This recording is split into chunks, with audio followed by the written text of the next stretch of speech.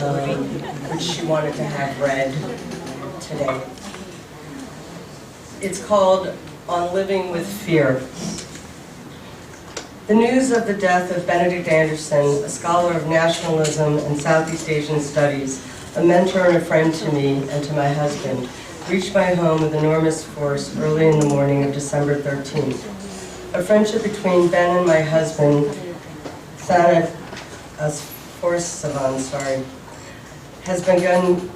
had begun years before I arrived at Cornell University, where I had studied for a PhD under Ben's supervision. But because of meetings that Thanat was leading, he would not be able to join me. I was going to represent us both, and would be joined by friends from within Indonesia, by friends from the Philippines, and from Thailand. As I was preparing to leave for the airport on Thursday of that week, however, I received a very disturbing phone call. A military man introduced himself saying he would like to come to my home to visit and to speak to Thanat. My heart sank as I put the phone down. Relieved that neither Thanat nor our daughters were at home, my mind raced. I would try to keep the conversation short so that I might still be able to make my trip. I also needed to do everything I could to ensure that the visit would take place in front of our house and not in it. In the atmosphere in which we are now living in Thailand, words and images can be taken out of context. Read through hostile eyes, those words can be reassembled to put the reader or the writer in the worst possible light. Why should this be allowed to happen in our home? I scrambled to contact friends at my office at Mahidol University, and they provided advice and offers of help. Then I heard the loud rattling sound of the engine of the military vehicle as it pulled into the small soi in front of our townhouse. The engine went silent. My mouth went dry. Ben Anderson knew about the military and politics in Southeast Asia on an academic and personal level. For speaking truthfully about the 1965 coup in Indonesia that ousted Sukarno and birthed the violent authoritarian regime, he was banned from entering Indonesia until the fall of Suharto. At Ben's funeral service in Surabaya, an old man with a warm smile and kind eyes sat in amiable conversation in the warm atmosphere that gathered around us as we went through the evening rituals. Then he rose, spoke a bit about Ben, and began to sing. This man had been exiled from Indonesia during the New Order regime, and now he was there to sing an old Javanese song that Ben had loved. As I listened to this man's figure silhouetted against the curtains behind Ben's coffin, I was moved by the song and thought about the loss of precious hours and months and years for people like him when governments bring order of a certain kind down on the heads of poets, singers, artists, and writers. What is it that makes those in power fear or despise that which cannot be made to conform? How is it possible that the human cost of trying to achieve order through oppression can still be dismissed so callously? When will people own up to the senselessness and the loss caused by the pursuit of order that crushes so many underfoot? My own knowledge of militaries and power in Southeast Asia was acquired by first-hand experience of a different kind from Ben's. During my dissertation research in the Philippines, I foolishly ventured out onto the streets of Manila with Ben to observe the unsuccessful coup attempt there in 1989, thinking that this was what was good. Thinking that this was what good political scientists were supposed to do. It was a while before I realized that neither Ben nor I qualified as good political scientists. Among other things, we shared a love of the complicated mix that culture and history bring to the study of politics, and that of the tales of human folly that literature offers to analysis of power. We were willing captives to the unscientific because so much of what matters can only be made visible in that realm. My lessons in military politics continued after the Philippines.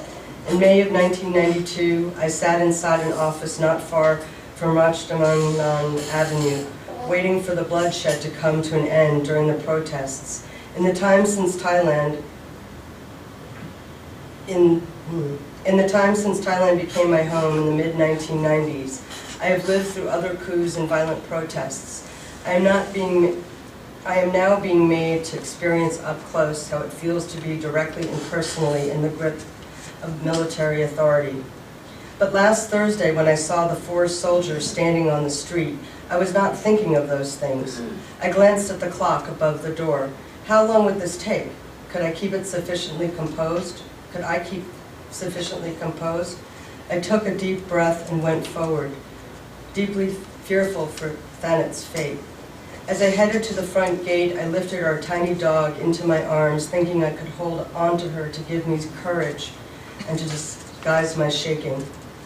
The exchange was relatively brief.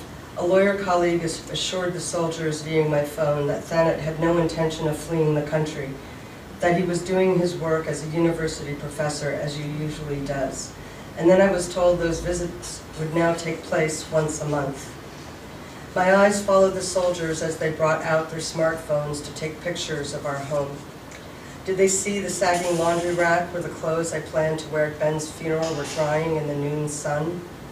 Would their snapshots show the plants in our tiny garden?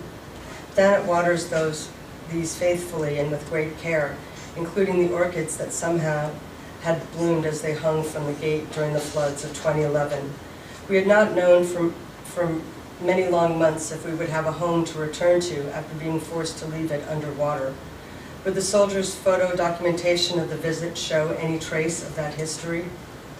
I gestured over my shoulder to my home and asked the soldiers, "Is this the house of someone who deserves this treatment? Does it look to you like the house of someone who has stolen anything from this country? You have come to the wrong house," I told them, "and it is wrong that you have come here at all." I trembled as the words came out. The soldiers left soon after telling me that Thanet could not leave the country without permission. I made it to the airport and to Ben's funeral rites. I sobbed on the plane and cried quietly at night in the hotel room, worrying about my family, while our older daughter is thankfully now studying on scholarship in the U.S. We have a younger daughter in grade 10 in a school near our home. Even as I rushed out of Bangkok for Surabaya, I reached out to friends for help looking after our daughters until Thanet could get home. Those worries mixed with sadness at the loss of Ben. He will be mourned and missed, but he has fought his good fights and earned his rest. As I think of his example, I am not ashamed to say that I am afraid of what may lay ahead for us. I don't know how this will end or when, but I draw strength from the example of those who survived New Order in Indonesia and lived to sing about it. So I just wanted to say a few words before I screen some clips. I want to thank you for giving me this opportunity to share the last 4 days in Surabaya with you. Benedict Anderson's Filipino friends, colleagues, and former students. Karina, my sincere thanks for opening the doors to a nurturing friendship with Ben that would last for 4 years. Our trip to Baguio, Banaue, and Sagada with him, Henry and Sons, you and Ami, in 2011 is etched in my mind and heart. In that one moment in time that we shared and through correspondences and phone conversations, Ben inspired me to begin researching and developing 2 cultural exchange projects linking the Philippines, Indonesia, Thailand, Spain, Mexico, and the U.S. He rekindled my larger interests in using my life as an artist, cultural organizer, and activist and educator to connect the dots that seem so difficult to connect and also not easily funded, but to pursue in multiple countries with a diversity of people. He never gave up on me, my thinking and vision to bridge our histories and our struggles.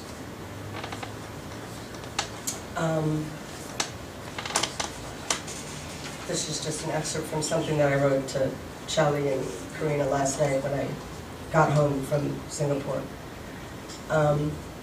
I find myself listening to a BBC Elton John concert right now, thinking about Henry, Canis, Charnvit, Yoshi, Charlie, Ben Abel, Edu, Paquito.